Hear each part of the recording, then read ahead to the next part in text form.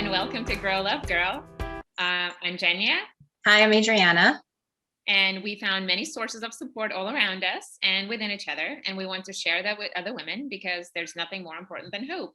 So, welcome to Grow Love Girl. And Yay. today we are going to talk about overthinking. Overthinking, one of the worst things in a new relationship. Yes, and probably old ones too, An old right? one. Yes, in any relationship. Yeah, as we create stuff inside our heads that's not actually real. Yeah. When I first started dating, I immediately went into overthinking mode. And I luckily found my way out of it pretty quickly. But I know for some that experience hasn't been the same, where you really get stuck in overthinking everything, overthinking text messages, things that potential dates say to you, and you really get trapped in that idea in your head. And it's all in your head. It's not a Yeah. reality. Yeah, and overthinking not getting text messages, right? Yes. Yes. Overthinking what that means about you, while it actually only means something about the other person who could Yeah. be busy and doing stuff and just And do you going think in their head. Yeah, I think more women fall into this, right? More women fall into the idea of overthinking, where men are fairly nonchalant about it, or can move past a negative thought and really stay present. Have you found that? I agree. I think absolutely so. Yes. I know, just chatting with our girlfriends and each other, that it's rampant sometimes. Yes, I absolutely agree. So I think one thing that we should probably start with, and it's exactly what we're talking about, is overthinking is in a way, and my favorite morning meditation guru, Tara Brach, the author of Radical Acceptance. She's Mhm. fantastic. She calls overthinking and actually thinking virtual reality, right? Because none of Mhm. it actually exists. You are not your thoughts, and what you're thinking is not necessarily real, right? Yeah. So, doing that kind of check and investigating why you're thinking this, what's real about it, is so, so important. Right, right. I completely agree. There's a thought pattern of what's present and what's happening in the moment, and something that you would rationally do. But for so many reasons that we'll dive into, you get into this virtual reality, the what if scenarios, the maybe it's this, maybe it's that, and you just start playing different scenarios through your mind for a multitude of reasons. But it is a virtual reality. Right, right. And I think a lot of it has to do with your past, right? And things that have happened before. And one of the therapists that I worked with said that living in the past is depression and living in the future is anxiety. Oh, And I love reality that. is right here, right now, right? Wow. So Yeah. constantly overanalyzing and going through the scenarios that you may have had with prior partners that have nothing to do with this one, Right. right? Are kind of the causes of overthinking and creating these patterns that are so unhealthy, and it can really affect your relationship in a negative way. And I think exactly as you're saying, you may be projecting, or you might fall into the trap of projecting, and we'll talk about that. But um, living in the past, right, is certainly a form of overthinking. Yes, yes, and applying those past situations to the current relationship, right? Which Yeah. I think is so hugely unfair to your partner, Yes. right? Yes. Yes. It is. Yes. It's like, well, especially like in my situation, haven't been in a very abusive relationship. And Hmm. then having these triggers, right? Like every time somebody doesn't text you or doesn't call you back, it's like, oh no, you know, he's doing that. He's disappearing. Right. Well, the person could just be busy. They could be not an avid texter. And, learning from their actions rather than their words is also Right. something that I've learned Hmm. that's Yeah. more, you know, that's more of an evidence of who the person is and how your relationship is. I think you've hit on a few really important topics, right? Triggers, Yeah. and reaction to triggers. But so many people don't take the time. I know that was part of my journey, and still is understanding my triggers and reactions to them, right? And balancing that reaction, and knowing that thoughts change, right? Thoughts can change. They can pass. And what you've taught me is you don't have to react to them. You don't have to be reactive. You can be present when you are feeling that, but you have to identify that you've been triggered, right? And Right. just You take a break. investigate, right? Like you Investigate. stop and you investigate, Yes. right? Why am I thinking this? Why is this thought popping up, right? Uh, What is the cause? And I observe it as a thought. So I realize this is not mm, truth. It's mhm, just this thought that's coming by, kind of like a cloud in the sky. It's mhm, passing, passing, mhm. passing, and you catch it. You're like, huh, why am I thinking this? How is it making me feel? Yeah, Where is this coming from? And what's true about it, right? be And an then you observer. become this investigator and observer rather than a reactor, where you Mhm. impulsively want to just do something about it, fix it, right? And we are being Yes, fixers. You and I both, I think yes. we've acknowledged that fact, right? So we just want to fix everything. And here there's I will nothing fix you. to fix yet. Right? Yeah, like Um, creating something wrong where there's nothing wrong. exactly. There's so much in what you're saying, right? Being Yeah. reactionary, not being present, uh, self-sabotage is in there. There's so much in there, right? We're But you, going to dive into these topics. Yes, we will, yes, right? yes, Each yes. one of those deserves an episode. Yes. I think what you're talking about reminds me a lot of, the concept that everything comes out of a place of either love or fear. And this Mhm. overthinking and reaction comes out of a place of fear. And it's usually based on what happened in your past, right? And again, understanding, just put the brakes on, just take a moment when you feel your mind going anxiously against some thought process. Um, it, Take a moment to step back, and that's something that I have to do daily exercise on, really, and focus on. So it's definitely a process. Yeah, and um, I think fear brings us to the control topic mhm, because you're trying to control the situation in order to avoid your deepest fear.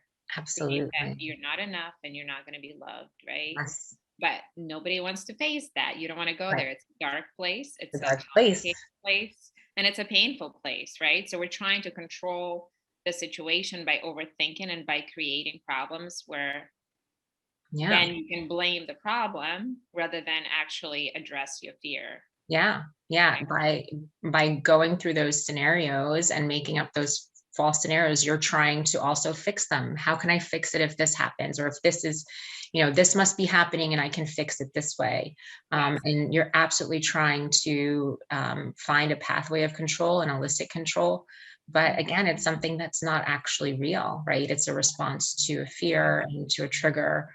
Yeah, Um, and it's interesting, I think about it now a lot as I'm thinking about what I want in my current relationship, where I want things to go, and how actually nothing is in control, right? mhm, Anything could happen mhm. at any point. Somebody Yeah, can promise you and say whatever you want them to say, yeah. and you can still break up next weekend. Like anything could happen at any point in time. So I think, going back to being in the present and Mhm, savoring and cherishing the moment mhm. and kind of just staying here instead of like thinking obsessively thinking about where things are going, where's this going, and especially in the season where we're not having kids anymore.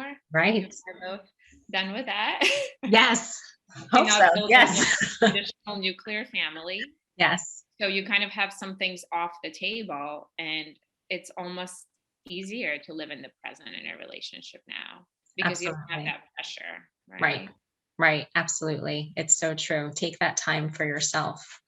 Yeah. So talk about, I know one of your favorite speakers was Wayne Dyer, and he is such a strong influence on so many things about behavior and sense of self.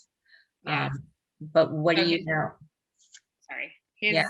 his book, I think he has a book called Change Your Thoughts, Change Your Life, Hmm. right? Hmm. Where essentially it's exactly what we're talking about, right? You catch those negative thoughts and you realize that negative thoughts do not change reality, right? They don't change anything that happens. What they do affect though is how you feel. Hmm. So you have those negative thoughts and you still start feeling like crap, and you feel bad about yourself, you feel bad about your partner, you may be impulsively making decisions and acting on the thoughts, Hmm. and all of that is no good. There's no value in that. If you're Yes. able to pivot into positive thinking, there's a lot of value in that. Yes. Tony Robbins, I've attended his seminar last year, Unleash the Power Within. And he talks about how important your state is and keeping yourself in Mm, a positive state, mhm, regardless of the circumstances, right? So I think positive thoughts, pivoting to positive thoughts, helps you stay in the positive state with your mind and your body. And it does help, it does make you feel better. It does help you evaluate the situation and not be the reactor, mhm. not be impulsive. Yeah, And you also, if you believe in law of attraction, right? If you're thinking positively and yes, you're thinking great things, you will bring them I'm into gonna your bring that to you. yeah. Yeah, I think, I've learned thoughts can pop up, and they can be instantaneous out of nowhere, but they can also be deliberate. So Mhm. introduce that deliberate positive thought as soon as you feel from that place of fear, that Mm, anxious negative thought coming, that story that you're making up. yes. Come back to your body, introduce a positive thought, and come from that place of love with your partner or whatever the situation may be, but be really intentional about your thought. And So yeah, mhm, as we chatted right before when we were preparing, and you talked about maybe addressing this with your partner, as you were talking about the story, right? That this is a story I tell myself. I yes, remembered Tim Ferriss was talking about his relationship with his girlfriend. And one of the ways that they've addressed issues with each other is she would say to him, "The story I tell myself about you is," oh, wow, that's amazing. and I'm Yes, like, wow, this you just totally hit it. And it made me remember that. And I'm like, you know what that is? If you are in a place where you feel comfortable sharing something, that's a yeah, great way to approach it because yes, it's non-blaming. You're yes, acknowledging that you are creating stories in your head and you are mhm, being very vulnerable. So this is definitely something where you have to be cautious. And I think this is for more of a mature relationship, right? yes, Where you have that level of comfort. But I well think that's a established. really great way to share something like that. I love that. The story I tell myself about you is. Yes. And you can also, have times when that's a positive statement, right? Totally. As Yeah. well. Yeah, use it in both scenarios to continue to build that relationship. I really love that. I think the worst thing you can do in these scenarios is negatively impact your partner, and then it comes back to you. So projecting Yeah. onto them these fears and insecurities, right? And not recognizing what it is, um, for yourself. So um, that idea of projection, though, isn't obvious for many people. You'll start projecting and you don't realize you're doing it, and your partner's thinking, this is coming out of nowhere. Why are you sabotaging us? What is happening here? Yeah, um you're creating blame, you're creating resentment. Resentment is a poison in any relationship, and it's really the path to it being over. yeah, yeah. What do you think are some really tangible ways you can stop overthinking? So And I think some of the tools that we have that are, easy and kind of simple with practice that anybody can implement them is if you're finding yourself, if you're catching yourself overthinking, write it Mhm, down. mhm, Really explore and investigate, is this the truth, where mhm, is this coming from, why am I thinking that, right? mhm. And just spend some time really analyzing it and deep diving into the roots of it. And I think that will help you not react. Yeah, I found now that absolutely writing a thought down, right? If I'm having a stressful moment or thought, I literally write down that stressful thought and then walk myself through that. Why am I feeling? What does my body feel in the Yeah, moment? What does this mean? And by writing it down, by the time I get to the end of the page, my thought has totally changed. I've come yeah, back it's to reality. gone, right? It passes. Gone. It's It's crazy. gone. It's almost like you Yeah, you talk yourself down, you talk yourself out of it. But it's a really easy way to pull back from a situation scenario and stop from blowing something up. It's really just taking that moment and being present, right? absolutely. And Mhm, I think another way that's been amazing for me, and I shared that in our first introductory episode, is meditation. mhm. And I encourage everybody to try it. I've made it a daily practice for, I think, maybe 5 years now. Yeah. I notice the difference if I don't do it. And I Yeah. know you, if you are willing to try it for 60 days. Don't give up and basically just force yourself to sit there for 20, 25 minutes. I love Tara Brach's meditations. They're Mhm. free, they're available as a podcast or on her website. I've been using those for all these years. Sometimes I'll just sit silently. There's a new one I've discovered by Jessica Snow. Mhm. She's in California and her website is youaremagical.la. Wow. And she has this amazing voice and really great sound effects. And her meditations are very imaginary, where you Mm. super creative, where you imagine yourself as a seashell and salt water and regular water. It's just really cool and interesting perspective and really takes you to another place. I love those. But I think meditation, really focusing on your body, right? Focusing on your breath, things that are unlike your crazy, unruly thoughts, these things are real, right? So you can easily find your breath, find your heartbeat, kind of get in touch with your body, right? And Yeah. then become a real observer of what passes through your mind and analyze them and explore. I am not one for meditation, and I love that you can sit and take that in and practice that. And I find that so admirable. I have so much difficulty with meditation, but I think there is a form of it that you can do, which is what you're saying, like stop and be present with yourself. Take a minute, you could just clear your mind for a moment and ground yourself, bring yourself back to reality.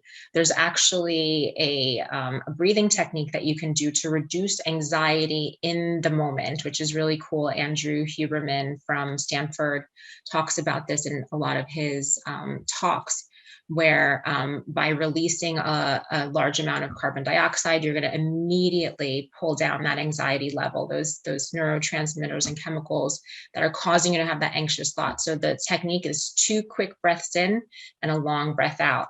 And you only have to do it once or twice. And that's going to do that physiological change in your body to really bring you back to, okay, I have a moment to settle down and settle my thoughts. And then go from there, right? Bring yourself into that space of, I'm just going to quietly think about this. I'm going to start writing. I Um, love that. I love yeah. that. And I think so many, like you said, meditation, sitting formally in meditation Mhm. may not be for everyone, but it could be, a walk in nature or a run or a Yes. workout where Yes. you're focusing on something, like some kind of an intense activity. I found skiing very meditative and Hmm. scuba diving too, where Hmm. you can only focus on what you're doing, right? And you can't Yeah. think about other things. So, being in water, or just listening to music, or Right. staring at the fire. Like there's so many things that could be meditative that you can Yeah. find that peace in, Yeah. that I think, there are definitely ways to get there by different Yeah. means. Body movement brings you back to reality. It grounds you, right? It gives you that Right. opportunity to come back. One of my favorite ways to check myself with overthinking is reaching out to my friends and my girlfriends. Can Yes. you believe this? Am I overthinking this? And I Yes. And know with usually the answer is yes, right? right, it is, You yes. know? And we'll get in our text groups and it's like you run off like a million messages, and by the end, your friends who are outside observers who Yeah. are looking at this objectively and are able to bring you back to center. Yeah. In relationships, the idea of giving someone the benefit of the doubt and not knowing that they are not your past, right, is so important. And talking through that with a friend who knows your history and knows your triggers, they can really help identify that for you. Like you're being triggered. Calm down. It's probably nothing. And when you're in a place, talk about it with your partner.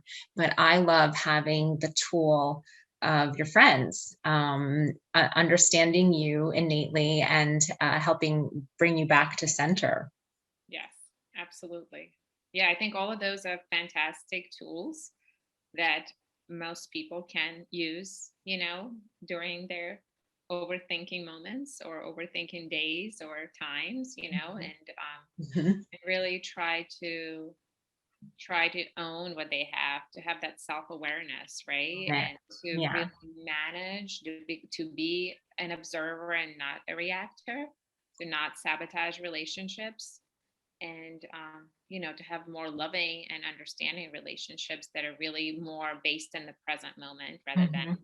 whatever goes on inside our heads. Such an important lesson, such a huge lesson.